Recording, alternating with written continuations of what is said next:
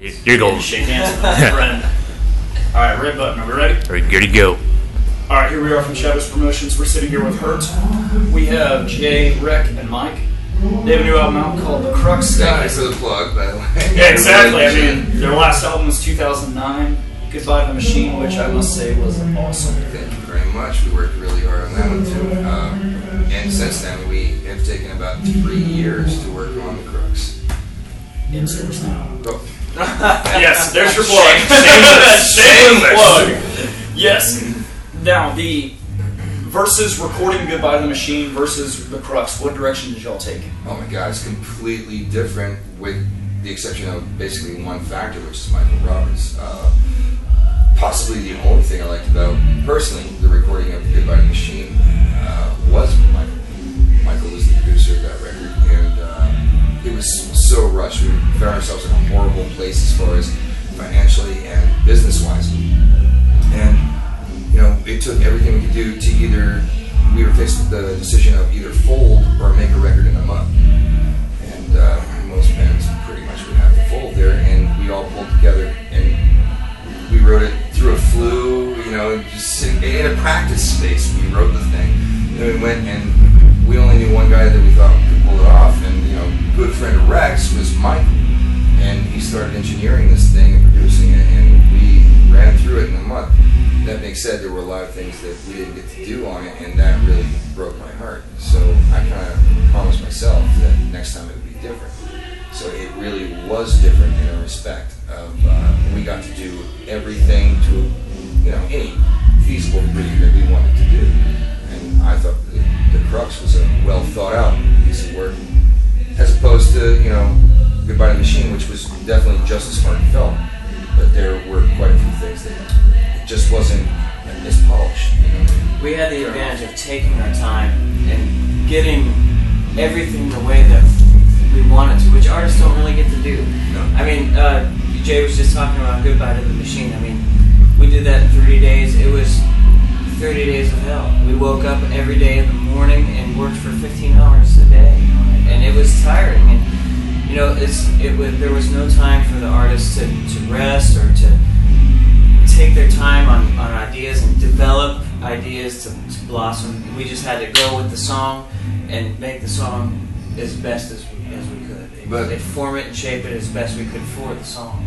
It's often as I'm accused of being a perfectionist, which I don't believe. I think that there is beauty in spontaneity, and I think that that was achieved on Goodbye to the Machine. It makes it hard for me to listen to because I hear so many things that I perceive as mistakes, and at the same time, you know, there is definitely a fine line between art and reason. Fair enough. So what do you think? How is the reception of the audience to the newer music versus, because you've got Rapture, you have 10 Ton Brick. Back in Atlanta when you played a new song and then you stopped and said, alright, let's play something you know. You went right into 10 Ton Brick.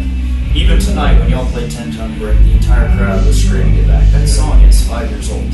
We changed the set list on the fly because we're good like that. And, you know, that sounds haughty, but, you know, we kind of always promised ourselves that we would get back to being a band that was free to have some kind of just breathing room. You know, there's so much in the world of rock that's so stale and formulaic, and I'm not just talking about the production and the recording of it. I'm talking about, you know, when you see a show and then you see another show, it's exactly the same show.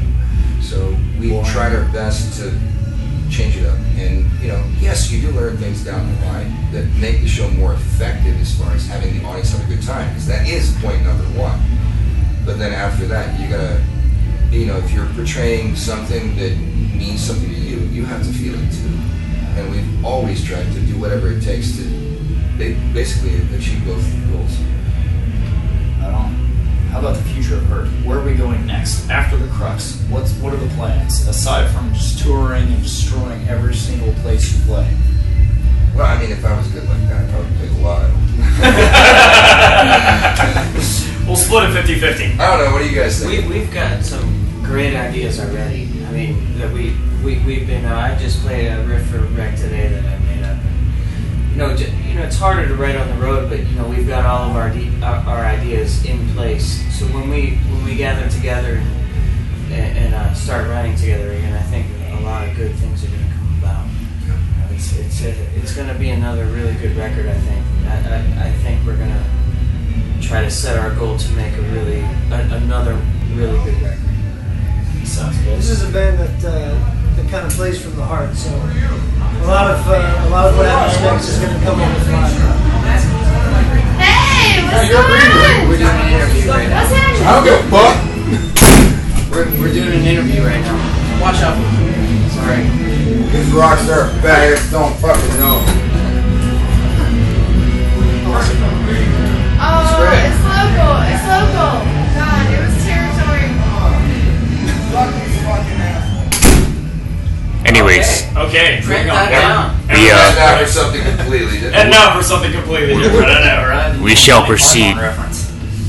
but these gentlemen are getting tired here, so we'll wrap it up here. So how would you compare yourself? Well, not really compare yourself. What genre would you put yourselves in? Because you go from 10-ton brick to balls to the walls, heavy, guitar-driven rock, to Fighting Tao, where you break out a violin, to Dance Roots, where you have an acoustic guitar on stage with a violin, and then in the next song, you're down our throats with a guitar, just screaming. How would you classify Hurt?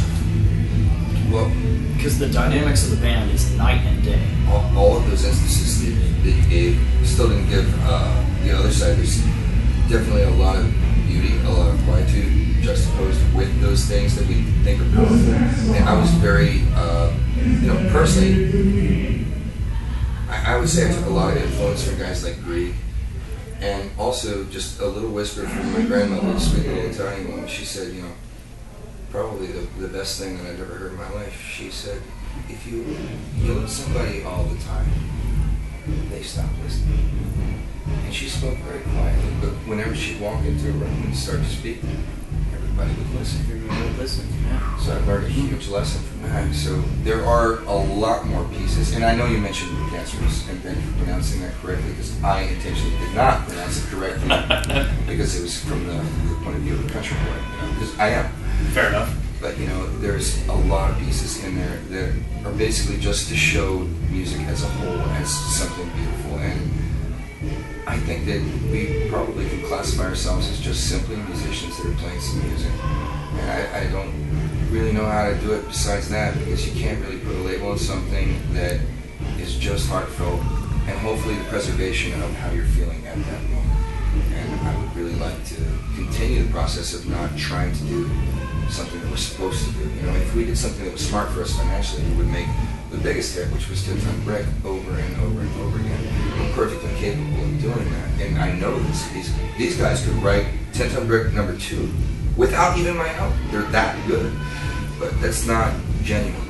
And I think that we'd be doing ourselves a disservice, and we'd be doing a lot of people that pretty much live and die by the music that we're doing, but a huge disservice if we allow that to happen. So we're just going to do whatever we can, as long as it's real, and we're just going to say, when it's right.